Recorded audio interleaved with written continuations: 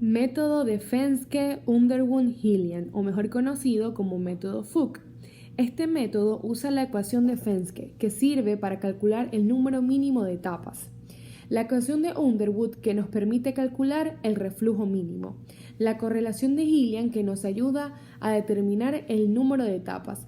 Y la correlación de Kirkbride, que nos ayuda a determinar en qué etapa se va a alimentar. Comenzamos con la alimentación especificada, luego hay que especificar las distribuciones de los componentes claves, estimar las distribuciones de los componentes no claves, determinar la presión de columna y tipo de condensador con el cálculo del punto de burbuja y del punto de rocío, aplicar flash a la alimentación para presión de columna, procedimiento de flash adiabático, calcular el número mínimo de etapas teóricas con la ecuación de Fenske, ecuación 1, calcular las distribuciones de los componentes no claves con la ecuación de Fenske, ecuación 2 y 3. Calcular la relación de reflujo mínima con la correlación de Underwood. Calcular el número de etapas teóricas para la relación de reflujo especificado y valor mínimo con el reflujo de correlación gráfica de Hillian o ecuación de Molokhanov. Calcular la localización de la etapa de alimentación con la ecuación de Kirkbride. Para el cálculo del número mínimo de etapas teóricas, ecuación de Fenske, el número mínimo de etapas, Nmin, se obtiene de la ecuación de Fenske. Incluye el rehervidor y condensador parcial. Corresponde a la condición de operar a reflujo total. En la práctica se carga la columna con alimentación y se opera sin introducir más alimentación y sin retirar producto de tope y de fondo. Ahí como podemos ver la ecuación 1, que es la ecuación de Fenske. Para la distribución de componentes no claves a reflujo total de la ecuación de Fenske, tenemos la ecuación número 2, que es flujo de componentes en el fondo, en donde FI es flujo del componente I en alimentación y VI es flujo molar de I en el fondo. Está la ecuación número 3, que es de flujos de componentes en el destilado, en donde DI es flujo molar de I en el destilado y R minúscula es el componente de referencia del cual se conoce el flujo en tope y fondo.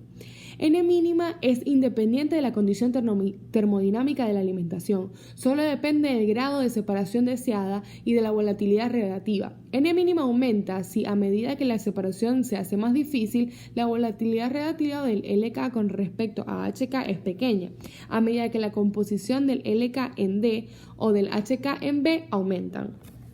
Para el cálculo de reflujo mínimo, que es la ecuación de Underwood, el reflujo mínimo es finito pero no se puede operar bajo en condiciones debido a que se requiere un número infinito de etapas, pero su determinación permite conocer esta condición límite. En destilación binaria, R mínima se determina por el punto de tangencia, donde se acumulan las etapas y se forma una zona de composición constante. En los sistemas multicomponentes, como Shira, Hanson y Gibson, clasifican los sistemas en dos. La clase 1, que es un solo punto de contacto, en donde todos los componentes de la alimentación se distribuyen entre tope y fondo. Y clase 2, son dos puntos de contacto, uno o más de los componentes solo aparecen en uno de los productos. Ok, pasemos o continuemos con el cálculo de reflujo mínimo con las ecuaciones de Underwood. Underwood ideó un ingenioso procedimiento algebraico definiendo una raíz tita que no tiene nada que ver con la condición termodinámica.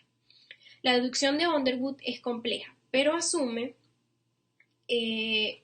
flujo molar constante en las zonas intermedias y volatilidad relativa constante. En la ecuación 4, que podemos ver en la pantalla, tenemos que N es el número de componentes que hay en la mezcla. Q es la condición térmica de alimentación. Alfa sub I, volatilidad relativa del componente I en base al componente clave pesado. Y tenemos también Z sub IF, es la fracción molar del componente I en la alimentación. Por último, observamos el término tita. Es el factor de absorción o de separación.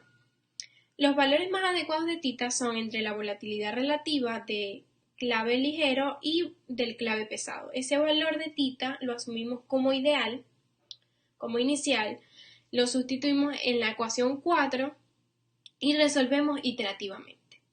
Cuando tengamos el valor de tita, lo colocamos en la ecuación que ven en la pantalla número 7 y despejamos R mínimo.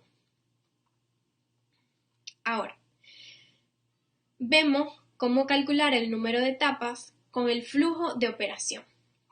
Para resolver la ecuación 13 que vemos en la pantalla, necesitamos saber primero x. Podemos conseguir a partir de la ecuación número 12, que ya que sabemos el r y el r mínimo. Cuando ya conseguimos x, lo sustituimos en la ecuación número 3 y obtenemos n.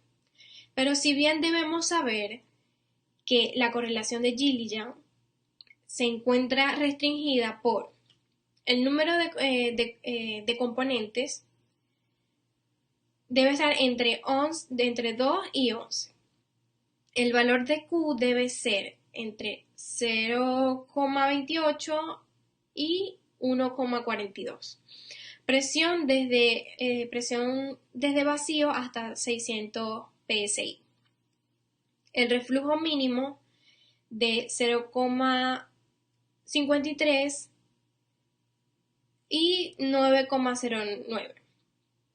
El número de etapas mínimas 3,4, entre 3,4 y 60,3.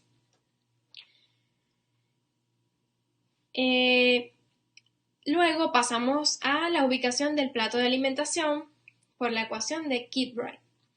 Se emplea la ecuación empírica propuesta por Kilbride, como podemos observar en la pantalla, la ecuación número 14, pero como bien sabemos no nos da directamente el número de etapas teórico. Por ello utilizamos la ecuación número 15 conjuntamente con la 14 y podemos hallar el número de etapas teóricos correspondientes.